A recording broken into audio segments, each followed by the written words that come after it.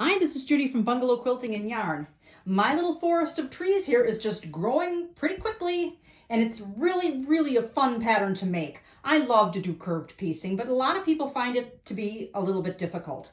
Well, I'm going to show you a foolproof way to make these curved pieces very simply. And you could make one of these Christmas trees, or you can make a dozen of these Christmas trees. It'll go even better with each time you stitch a curve. I really like the secondary design that this is making too. It almost looks like a snowman. If you looked at it upside down, it would kind of look like a snowman. They look like half snowballs. So I'm going to show you how to do this. You might want to make one to make a throw pillow, or you might want to make, like I said, a dozen. So here we go. We're going to show you how to piece these curves.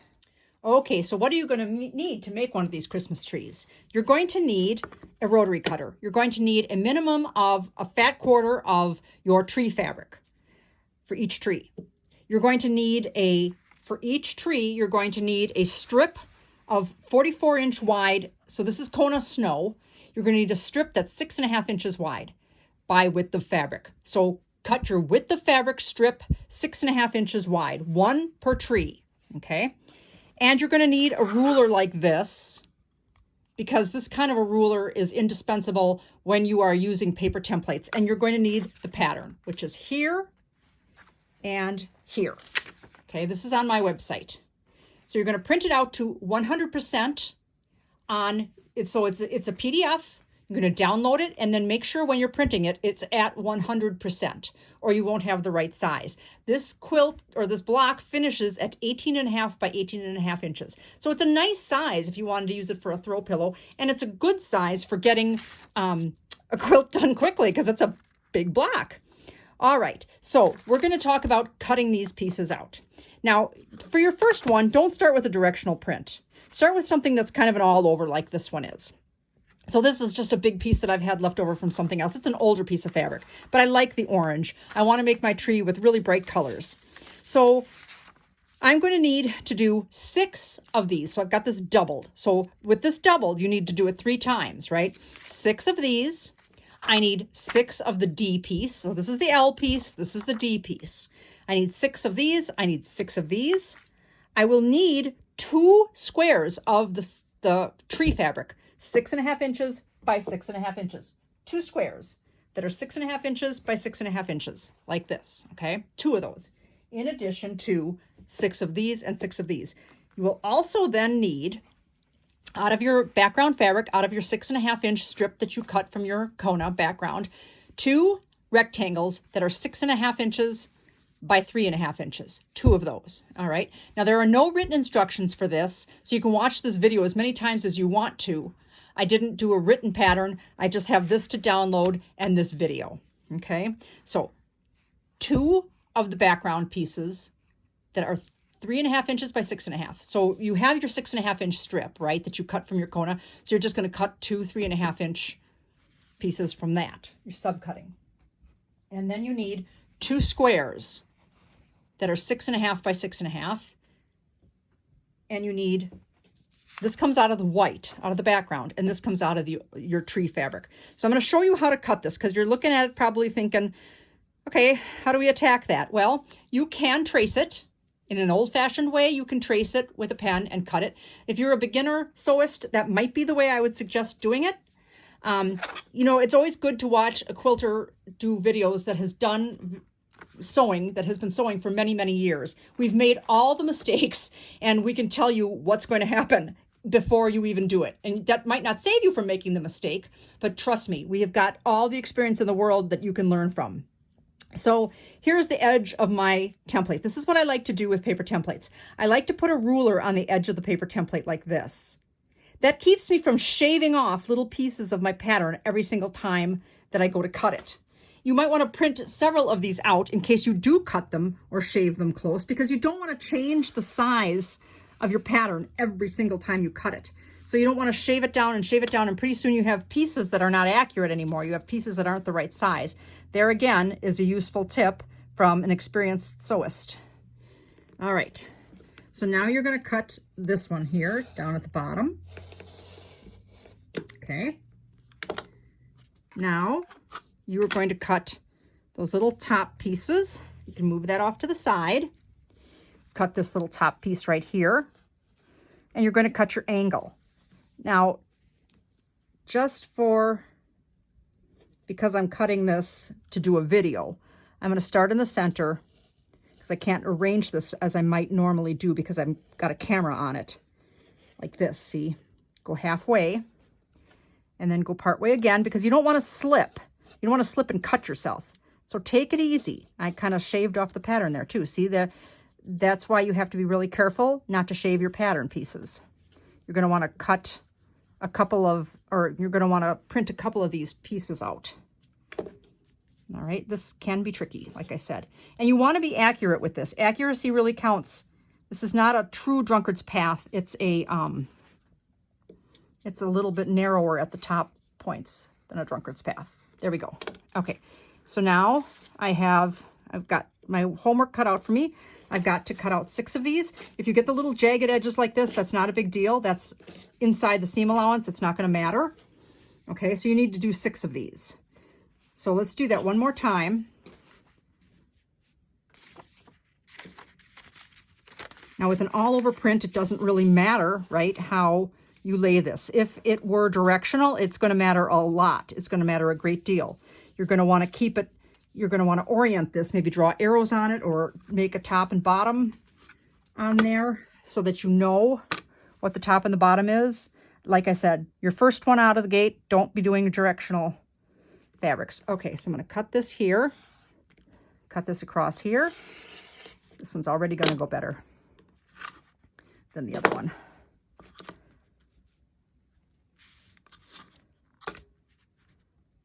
And you could cut it or draw it. Again, like I said, you could trace it with a marking pen. If you don't have a marking pen, just a regular pen will do. It's not going to come out in the wash. And it's going to be on the seam allowance or inside the seam allowance.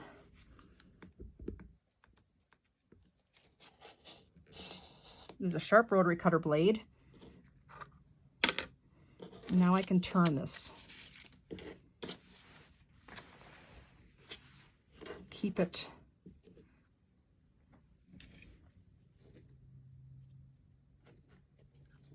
there we go. There, it's not going to come out perfect every single time here. So, okay, so I didn't shave my pattern because I used that ruler. I'll lay it back where it was. Take your time. This is not a race. There's no value at all in speed. There's not.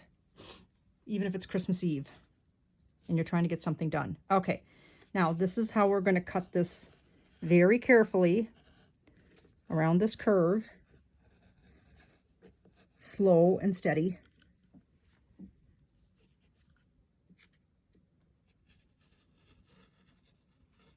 Okay, now we just have one more set of these to do, one more pair.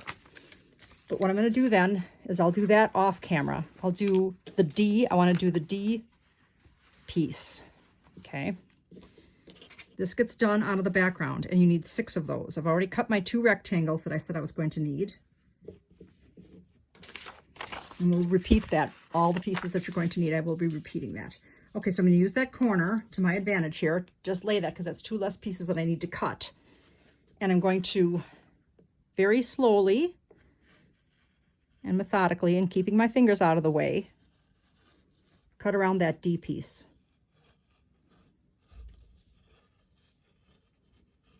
There we go.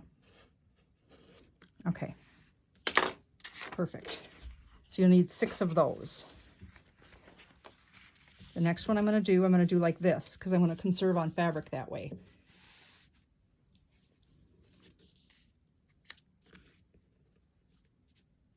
All right, so I'm going to bring it up to the edge.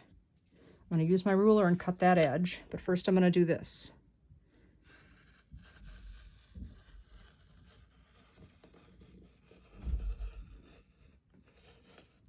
I'm going to do a total of 6 of these. This is doubled, so there's 2 each time. Now I'm going to take my ruler, put my ruler down. See that? Good. Now I can move that even because my ruler is in the right place. And my camera's, of course, in the way. There's the other one. Okay. Okay, so now we're going to take an accounting of all of our pieces here. So we have 6 of these, 6 of the L-shaped pieces. We have 6 of the D-shaped pieces. And these all came out of that 44-inch by 6.5-inch slice. And then 2 of the 3.5-inch by 6.5-inch rectangles. And 2 of the 6.5-inch by 6.5-inch squares. So we have all our pieces, so now we can head over to the sewing machine. Okay, so now we're going to tackle sewing those curves. Now, remember we said there's an L piece and a D piece. Whenever you're doing a Drunkard's Path quilt, always put the L piece on the bottom against the feed dogs. Always. There's always a temptation to do it the other way around. There's always the temptation for people to do this. And you don't want to do that. This will stretch for some reason. I don't know why. This piece will stretch more than this piece. Again, it's a matter of experience. It's a matter of sewing for 40 some years that I know that this is going to stretch on the concave curve more than the convex curve. I can't give you a scientific reason as to why, but it's just one of those things that you have to trust. So when you do this, you are going to start out with this L-shaped piece, again, on the bottom, okay? And your D-shaped piece, you're going to line up those top 2 pieces like this, just like this. You're going to line them up so that your D-shaped piece is on the top. You're lining it up with your top of your L-shaped piece, all right? You're going to press your foot down. Make sure your needle stop down is engaged. Hang on to your threads and take 2 stitches, just 2. Okay, now I'm going to, look what I'm doing. I'm gathering this up in my hand. I'm gathering this D piece up in my hand because what I'm really concerned about is these 2 edges, just the edges, and I'm going to make a 1/4-inch seam, a scant 1/4-inch seam. Have you ever seen the Department of Public Works people, when they put a manhole cover back onto a manhole, they don't just plop it down in one fell swoop like thwomp, put the big circle down on top of the littler circle. They don't do that. What they do is they roll it. They roll it along the edge so that they get it exactly right. That's what you're going to do here. You're rolling this. You're going to roll this edge. And I'm going to make sure that that's lined up like that, okay? You're going to roll this edge into this edge. So in order to do that, this has to be up on an angle. This can't be laying flat. It has to be up. And this will work when you're sewing set in circles. It will work for a Drunkard's Path. It'll work for any kind of curved piecing. Now you can stop your sewing machine as many times as you want. There's no rule. You don't have to do this in one fell swoop. You can stop and adjust as many times as you want to. But what you want to do is this has to be up. This has to be up like this. See that? That's standing up. It's not flat. And you're rolling it along this edge. And you're keeping it at a 1/4-inch or a scant 1/4-inch.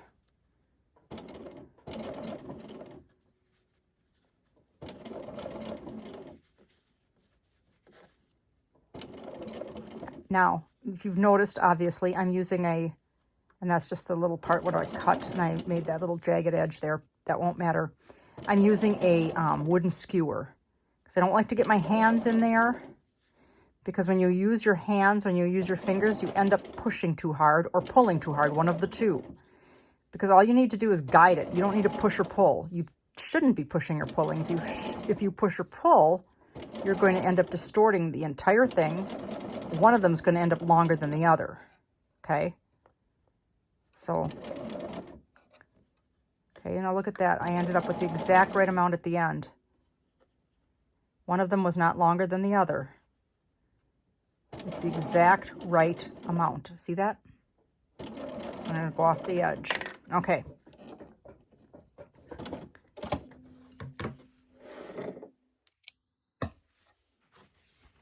And look at that perfectly curved piece there. I used no pins. I have no puckers. Okay. Let's do it again. I have my D piece on the top. I have my L piece. And it doesn't turn out perfect 100% of the time, especially your first time, it's not going to. And even I don't have it be perfect every single time. It just depends on what fabric you're using too. If you're using fabric that's difficult, some fabrics are just more difficult than others. They just are, with no good reason. Okay, so I'm going to hold on to these two, make 2 stitches. Needle stop down.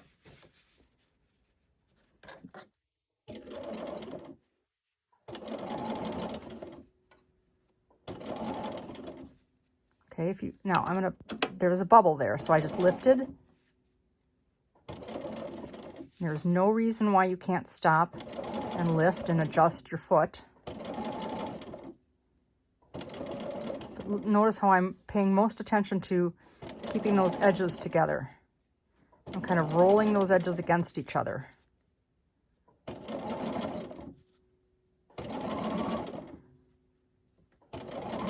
If you do these, even if after you get done doing one tree, you're going to have so much more confidence about sewing curves. Garment sewists, when you start out sewing garments, you're always going to have an advantage because you just start out sewing curves right away when you sew garments. All right, so again, this came out perfect on the end. It's not always going to be. Even if you've done this a million times, it's not always going to be. Okay. Whoops, sorry, I didn't mean to shake that camera. There you go. So it's, again, it's no pins, and it's perfect. All right, no puckers. See that? No puckers, no pins. All right, so I'm going to continue to do all 6. And then we're going to put the squares in between. I'll show you how the rest of it's constructed. Okay, now let's talk about pressing these. Okay, so they're done. All right, so if you press it so that the background piece is toward the colored piece, it's going to look like this is appliqued on this way. But if you press it so that the white piece, and then is folded against itself like this, okay, if you press it like that, it's going to look like the white piece was appliqued over the top of the tree. So what I've been doing so far, so that I'm consistent, is that I'm pressing this direction, okay, because I want the tree to look like it's on top. Little schnibbles there. So what I'm doing is pressing so that it's like this. See that? Oop, my iron's leaking, of course. Okay, so now when you look at it, you can see, and be careful not to stretch when you press. Just don't go over it and over it. Now see, you can see that you get a little lip there if you're not careful. So you're going to open that out because you want that to, because your 1/4 inch seam, you're going to come right up to there, so it'll be a perfect point. And that's why with the Drunkard's Path quilt, you have a bigger piece up here, one that goes this L shape. The top of the L is wider, and this pattern is not just a typical Drunkard's Path. It's a little bit different. It's the same as my quilt pattern Splash that's on Instagram, or not, it's for sale on my Etsy store. It's called Splash, and it's also done like this. It's the same basic concept. Gosh, my hands are dry from washing them so many times. I am working in the COVID unit, and so I'm washing my hands 100 times a day. Okay, so then when you, again, we're going to, I like the look of the tree being out on the top, as opposed to where the ridge is this way, as opposed to the ridge being like that. So I'm going to press it so that it's like this. But I'm going to be careful that I don't have lips. I don't leave a lip up at the top. Leaky irons are wonderful, aren't they? Ugh. Okay, so I'm only going to give it a quick once over like that. You don't want to stretch the whole thing out, because this has to be a 6.5 inch square. When it's done, it has to be a 6.5 inch square. And it won't be square if you press the heck out of it. And you can't square these up with a 6.5 inch square very well, because you don't want to lose what you have. That little piece right there, you don't want to lose that in squaring it up, okay? So, okay. So we're going to press every one of these. Okay, so then how does this go down? How does this get all put together? Well, those two pieces get put side by side, and then you do right sides together, and here's where your 1/4 inch seam would be. And then this is the top, okay? This is the top of the tree. Then the 3.5 by 6.5 inch rectangles get added to the sides of the top of the tree. All right, 1/4 inch seam. Okay, so there's the top of your tree. Then you're going to add the next row is going to be a 6.5 inch square sewn to your Drunkard's Path piece. And then, see now what I'm saying about if this were a directional piece, you'd have to be paying very close attention when you cut this out. All right, see this? Okay. Then this, you do this, the next row exactly the same. You do the next row exactly the same. See where we're going with this? Then this one goes not like that. That's funny. It goes like this. Okay. And then this one goes like this. So you're joining these all like a 9 patch almost, except that this up here, you're adding your 3.5 inches, your 3.5 by 6.5 inch rectangles. So 1/4 inch seam, right sides together, 1/4 inch seam, right sides together, 1/4 inch seam, right sides together, 1/4 inch seam. Same thing with all of these. And there you have the tree. You can press these in opposite directions from these, because then they'll nest, right? And this isn't going to match up with anything right here. And neither is this. But it ends up being a pretty cute tree. Okay, let's talk about pressing this. Now, I put the 3.5 inch by 6.5 inch rectangles on the sides. And these are coming together. This point is coming together at the top, right? Okay, so that gets a little tricky. When you sew them together, right sides together, you just do your best. See that? You're using a 1/4 inch seam. And if you need to use that stylus, wooden skewer stylus to hold this down, do so. Do so that you're catching all of those pieces in there. And then you can press it to one side. You can do that. Or you can press it open, right? Either one. But when you do that, make sure you get this whole thing flat and down, all right? Be meticulous about that, because that point, I mean, you don't want a flat point to the top of your tree. The whole point is that it's supposed to look like a, get it? The whole point is that it's supposed to look like a nice tree. And so when you sew them together with a 1/4 inch seam allowance, you get a nice point, all right? So be meticulous when you do that. Okay, so there we have it. It's sewn together like a 9 patch, except for the top part, right? And we're, you know, this would be really cute if the tree were done in white and the background was dark, because it would look like there was snow on the tree. So let's put it over with the rest of the trees and see how it looks. I like it. I like the way it looks. We might have to arrange our colors a little differently. I'm not sure, but it sure is looking like it's fun. We need one more. I think I would probably have to do that in a cool color of some sort. Maybe another green one. Yeah, it's really coming together good. Like I said, I like that secondary design too.